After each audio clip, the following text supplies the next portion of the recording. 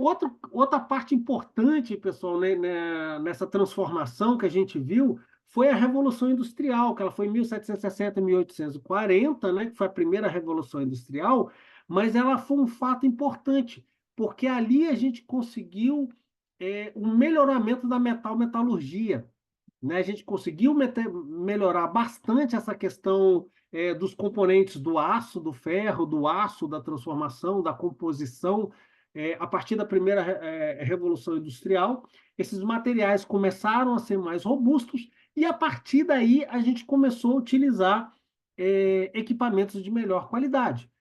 Tanto é que, se você, por exemplo, pegar uma pólvora, um propelente químico e colocar esse propelente químico num arcabuz e num mosquete, provavelmente você vai ter um dano físico nesse armamento de grande relevância. Por quê? As armas dessa época não suportavam pressões significativas que essa transição da pólvora negra para a pólvora química possibilitou, tendo em vista esses novos materiais que foram surgindo, principalmente ali nessa época da primeira Revolução Industrial.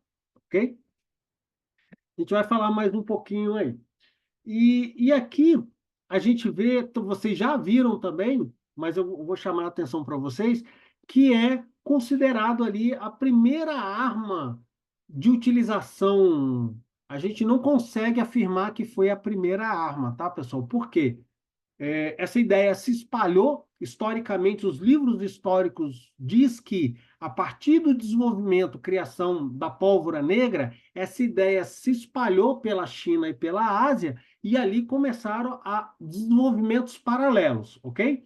Mas a gente tem a presença ali do handgun, ou do canhão de mão, que é considerado ali o precursor das armas curtas. O canhão de mão foi amplamente utilizado na China a partir do século XIII. Veja só, a pólvora negra ela foi criada ali no século VIII, século IX, mas só no século XIII que a gente tem ali a composição da primeira, dessa precursor das armas de fogo, né? Posteriormente na Eurásia, né, na Ásia, Eurásia ali no século XIV e etc. Na Europa do século XV, o canhão de mão evoluiu para se tornar o arcabuz, né? E aí evoluiu para as outras armas de fogo que vocês já estudaram ali na história. Mas o que eu gostaria de chamar a atenção de vocês é o seguinte: o handgun, ele tinha uma baixa efetividade, produzia um clarão muito grande, era um efeito psicológico mais do que um dano material. Só funcionava em distâncias curtas e sem grandes danos. Bacana. Porque era um precursor ali da arma de fogo. Vou fazer uma pergunta para vocês agora, pessoal. Analisando esse canhão de mão, eu, eu tenho ali que é lançado, né, eram lançados inicialmente pedras, objetos, pedaços de ferro, que colocava ali dentro era lançado. Esse lançamento de objetos, ele ocorria pela força expansiva dos gases da pólvora negra. Todo mundo concorda com isso?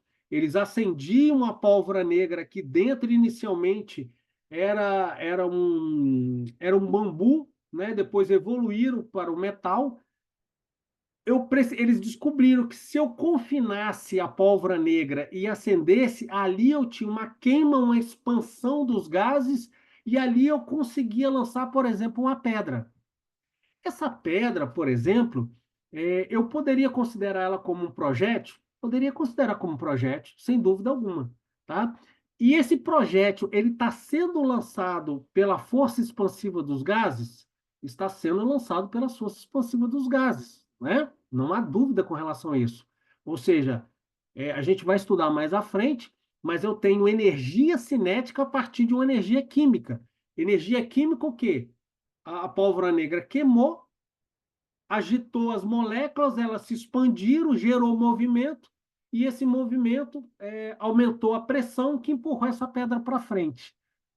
Ah, se eu pegar, pessoal, no dia de hoje, o melhor fuzil hoje das forças americanas é o fuzil da nova geração de armas das Forças Especiais Americanas, o novo projeto, NGSW, que depois a gente vai ver, mudou o calibre, né?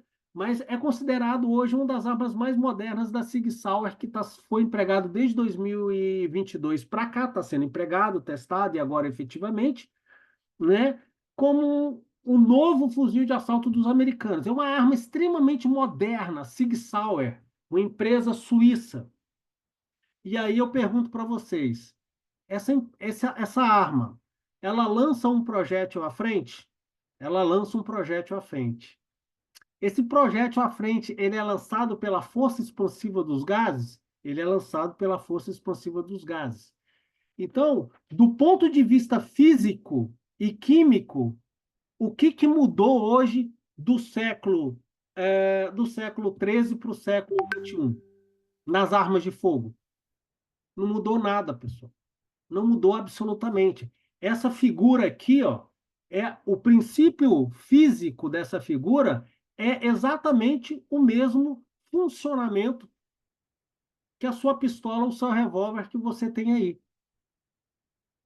Qual é a diferença do ponto de vista físico? Nenhum.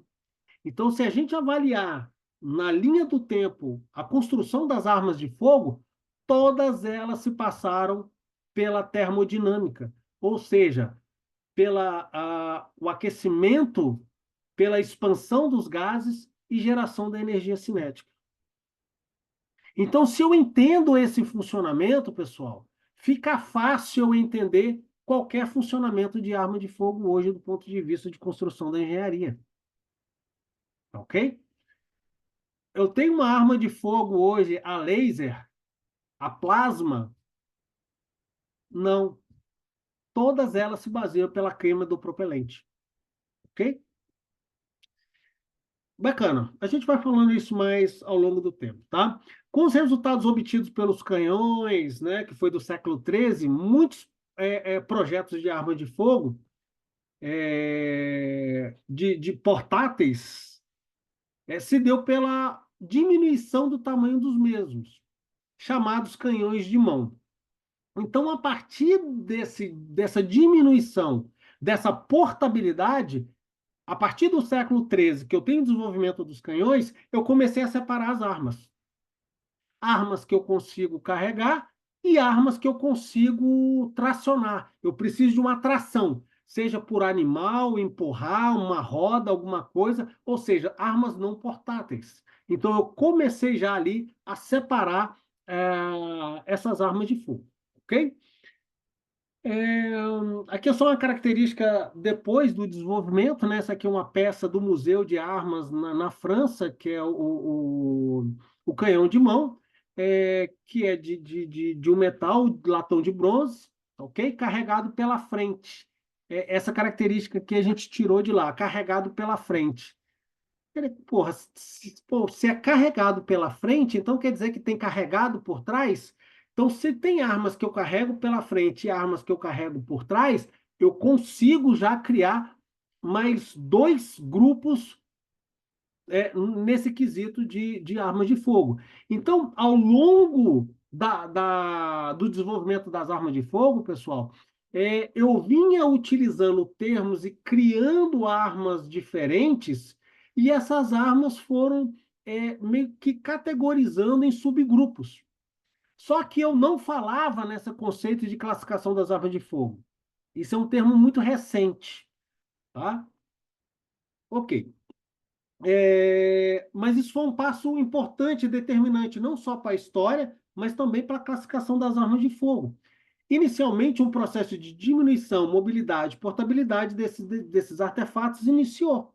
Então, a partir ali do século XIII, com o desenvolvimento do handgun, né, que é o canhão de mão pela portabilidade, a gente já começa ali um processo de categorização, classificação das armas de fogo.